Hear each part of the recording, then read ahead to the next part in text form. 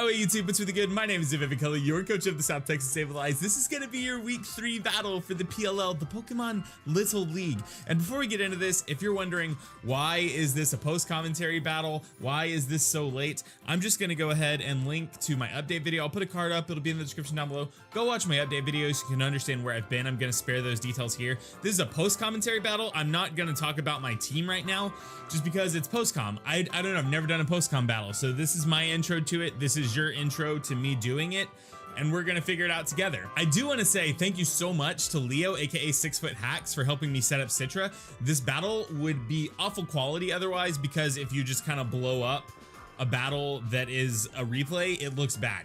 If you blow up just normal replays, they look bad and pixelated. And this is gonna look crisp and clean, and it might lag once or twice. We'll fight through it. I might be able to like edit it if it slows down in parts to make it look like it's normal speed. Unclear on any of that because I've never done this, but I think it's gonna look great. The moral of the story is, thank you so much, Leo. His link is gonna be in the description down below because he helped me out so much. Now, let's just get right into talking about this battle, then we'll get into the battle. So this week we are going against Sneaky Peek AM of the San Antonio Sevipers. He's one of my best friends in real life. He does not actually live in San Antonio. He lives pretty close to me. I have a key to his house. I know where he sleeps. I know where he streams when he does that. So he should watch out, and that's what I'm trying to get across. But Sneaky actually drafted really well in this draft, and I was really impressed. Normally when he enters a league or he does battle type things, he asks me for advice, and there's just kind of like this dialogue between us where we both acknowledge that I'm better at this game than him, but we still respect each other in that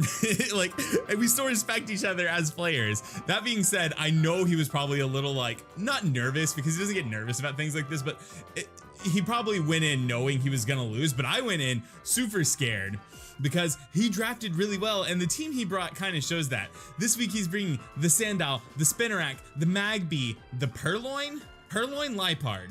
I don't know which one it is. The Purr. Yeah, because Purloin is the better name, so that's the pre-evo. Either way, Staryu and then Abra. So the team is really good. The Abra is a massive threat, and the Spinarak can set up sticky webs. I brought answers for the sticky webs, but let's not talk about the battle without just getting right into the battle. Like I said, this is gonna be my first time post-comming a battle, so I don't know necessarily how it's gonna go, and I want you to give me honest, brutal feedback. Like, what do I need to do differently? What should I do the same? Just let me know. Also, I'm still just gonna be in this corner. This is my corner. Whenever I do live Wi-Fi battles, I'm in this corner, so I'm gonna be in this corner for post-coms. If you thought you were gonna get post-coms without seeing my face, you're wrong. So let's get into the battle. I've been rambling for about 37 minutes now. All right, I'll see you there. Okay, so starting off, we see that Sneaky has the powerful trainer model that looks exactly like him in real life. Now, I decided that I was going to lead Anorith in this battle because I was 100% set on him leading Spinarak to get up sticky webs, because we both talked about how good sticky webs are in this format. And then he just led Sandile. So I decided, no, I can't do that. I'm gonna switch out immediately, and he got me with the pursuit. Now, I knew I would live the pursuit once I saw it, but I was still, you know, it popped my berry juice, and that's a little unfortunate. So I decided right here that I was gonna switch out and go into my Fawn, because I thought this would force a switch and let me get up a substitute. But as you're about to see, it didn't work out in my favor. Now, I don't know if he read this. I don't know how this play went down, but he stayed in and goes for the crunch. I was kind of assuming he would be afraid of like a physical or a special grass type move. So at this point, I don't have a grass type move, by the way. This is just headbutt, thunder wave, substitute, and baton pass. So I stay in and I go for the headbutt, trying to get the 60% flinch to see, just to gauge damage. I don't get the flinch. He misses that. He crunches, gets the D drop, pops my berry juice. Now I'm in a spot where I can't live another crunch, most likely, because I got the D drop, so I gotta switch out immediately. I don't know, I felt like it was a really unfortunate circumstance, because I missed the flinch, and then he gets the D drop from the crunch. So I'm gonna bring in my Dendro, the beautiful Krogunk here, predicting the crunch, because I know I resist and I can live one. And then, based on normal calcs, I'm 100% set that after a fake out and a vacuum wave, this thing drops. I should have known by looking at this damage, I should have known that this vacuum wave is just gonna barely miss. I mean, it's not even really barely, like, it just misses. And then I'm like, all right, cool. So I traded Krogunk for actual nothing. Just actual nothing, because we're 100% dying to this Earthquake. Like, Krogunk is in my opinion, one of the best mons in Little Cup, but I couldn't do anything here. It just wasn't gonna happen. And then I also should have known this when I didn't get intimidated on the first turn, but this thing was Moxie. So he gets the attack boost, but now I know I outspeed, I can just knock it out with headbutt, and I can kind of go from there.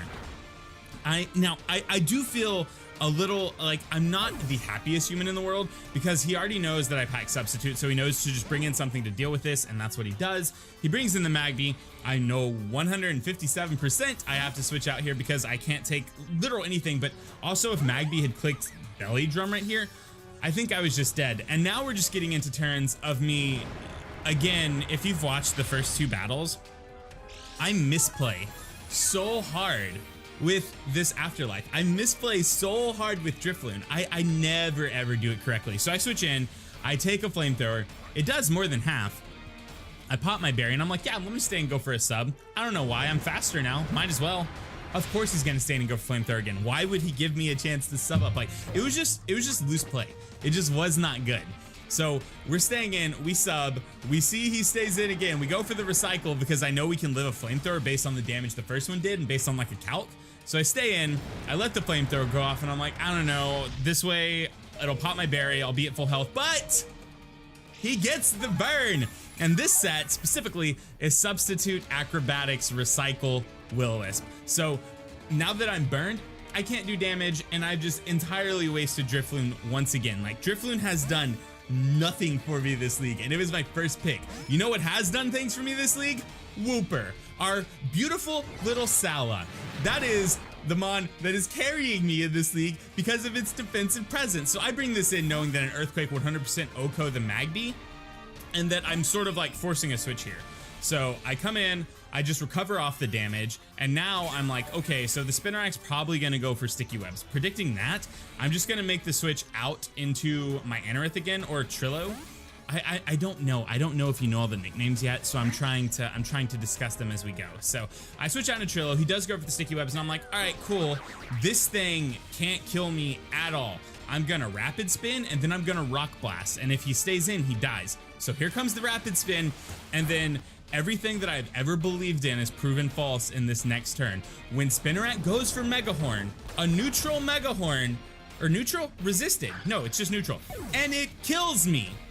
And I'm just sitting here like, holy God. I ran a calc after this, and I will have you know 100% that this Spinnerak, if it was max attack, adamant, Mega Horn has a 6.3% chance to Oko Anorith at that range, which is ridiculous. So I bring Fawn in, I go for the headbutt, I try to get the flinch. I don't get the flinch, but he misses his Mega Horn. If he had gone for literal anything else, like if he'd gone for Poison Jab or something, like I think I probably lose this game. So he brings in Purloin.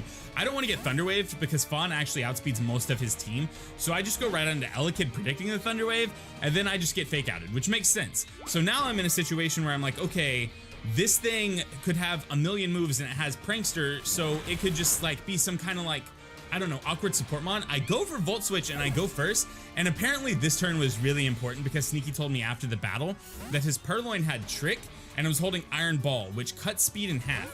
And for some reason, whenever he bred his Purloin, he forgot to give it Prankster. Not forgot, but like he brought a set that didn't have Prankster basically. So it gave me 100% the end that I needed. It was, I don't know, it's really fortunate, and it also makes a pretty big deal once we get to the end of the battle.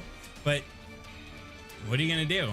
I switch out into my my Drifloon here because I know it's useless at this point. He brings an Abra, I just let it go down. Now I go back out into Fawn. This is especially defensive Fawn, even though I have Headbutt as sort of like an offensive measure. It's specially defensive, it's really just a pivot. So I'm gonna go for the Thunderwave here because I'm not gonna lie to you, I'm 100% just trying to cheese out this Abra. So I Thunderwave it knowing that my only answer to this Abra, my only 100% clean answer is to Thunderwave it and then Headbutt twice. So I need the Para or the flinch here. We get the flinch, which I feel is deserved because this is the first flinch we get, and we've gone for Headbutt 3 times and we've gotten 0 flinches so far. So, you know, I mean, that's just It's just statistics at this point.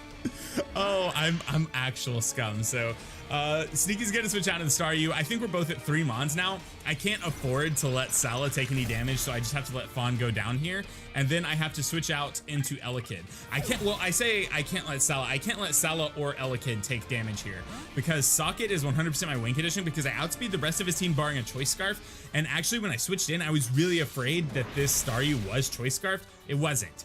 So I got the Thunderbolt off. We knock out the Staryu. It's 2 versus 2 now, and I know I'm in a favorable position so long as it plays out the way I want it to. Also, if this Magby had Flame Charge, I just lost. So right here, I have to switch out into Sala, just predicting him to go for literal anything. I know this Magby is not Scarfed, so I can stay in and go for Volt Switch. So here we go. We're gonna Volt Switch out. We're gonna Volt Switch into the Sala. We pop the Berry, which is garbage. And also, after seeing this, I think that a Thunderbolt probably just would have OHKO'd the Magby. But again, I couldn't risk that. I had almost no information on this Magby up until this point. So it goes for Flamethrower. I switch into Sala, and this is my time. I know right now that if Spinarak has Sucker Punch, I lose. So he's gonna go for Psychic to get some damage off. I know I live anything based on the calcs I've ran and what he's used on me so far. So I'm gonna stay and go for Earthquake. Know 100% that it's gonna OHKO. And now it just comes down to the 2 I have versus Spinarak. Now this Spinarak outspeeds my Sala just barely because I have a negative speed nature. So I know 100% it's gonna die. I saw how much damage it did to Trillo earlier with its Mega Horn. So I know that the Sala is dead. The thing here is if the Spinarak has Sucker Punch, I actually just lose. Also, if he sets up Sticky Webs right here, I think I actually just lose. So he knocks out Sala. I go into Elekid, and this is, at this moment in time, Sneaky sends GG on Discord, and I'm like, oh, he's got Sucker Punch. But he didn't. We got the Thunderbolt off, and we escape with a very narrow 1-0 victory. I was actually really surprised. We got in a call right after this, and I was like, yo, you impressed me. That was impressive. That was impressive. You played really well, and he did. And that being said, I'm gonna link to Sneaky's battle in the description below. Definitely go check it out. Also, definitely just subscribe to him if you're not already. He's been posting a lot more because he's in, I think, 2 draft leagues right now. So he's posting more. He doesn't stream on YouTube anymore. He streams on Twitch, but definitely go show him some love. Thank you so much for watching this. Let me know how I did. This is my first post-com. I don't know how much editing goes into these. I don't know if I should like sort of do it in segments. I just like kind of came in and did it all at once. So I hope that it was as good for you as it was for me. That being said, if you enjoyed this, please go ahead and leave a like. It would mean the absolute most to me. If you made it to the end of the video, go ahead and tell me which Pokemon I used this week is the cutest. That's my question for you right now. Which Pokemon on my team, the one I brought this week, is the cutest? Because honestly, I think it's Krogunk. People can probably argue for Drifloon or Deerling, but I think it's Krogunk. It's 100% the most adorable little froggy that there is. So like the video for that. If you're new here, you should click that subscribe button and maybe ring my bell, because realistically, we're all just trying to get views on YouTube, and you can help out with that. Leave a comment in the comment section down below. I always respond to comments for the first 2 days or so, and after that, I said this in a video yesterday, but after someone comments, it's been like 2 days on a video, I'm just like, yo, this person's lost. I don't know how you found me. I don't know where you're at. I don't know who you work for, but you're lost. Oh guys, this was good.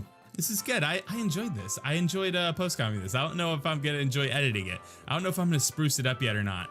I'll let you know like right here if I'm gonna spruce it up yet or not. You will have already seen it, but I'm gonna answer myself in post-editing. The moral of the story is, thank you so much for watching. It means the absolute most. My name is Sevipers, your coach of the South Texas Sableyes. We are now 2-1 in this league. The other battle for the PLL, the week 4, is gonna go up this Saturday or Sunday, depending on whenever I get it done. We had a bye week, or an off week rather, for week 3 or 4. I don't really remember. I just know that my week 4 versus Psy Statics, like, it's recorded, but it's not going to go up until this upcoming Saturday. So PGBL will be up after this video or tomorrow, unclear, but I love you. I gotta go. Bye.